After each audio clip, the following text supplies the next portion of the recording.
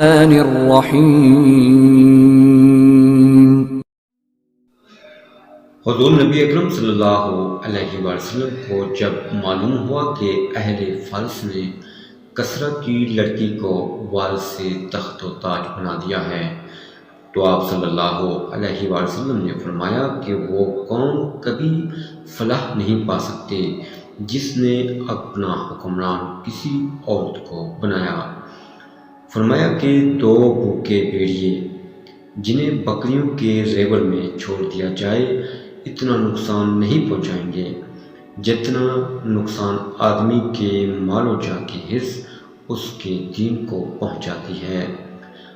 رسول اللہ صلی اللہ علیہ وسلم نے فرمایا کہ انسان بوڑھا ہو جاتا ہے لیکن اس کی دو جو چیزیں جوان رہتی ہیں، مال کی حرص اور لمبی عمر کی حرص۔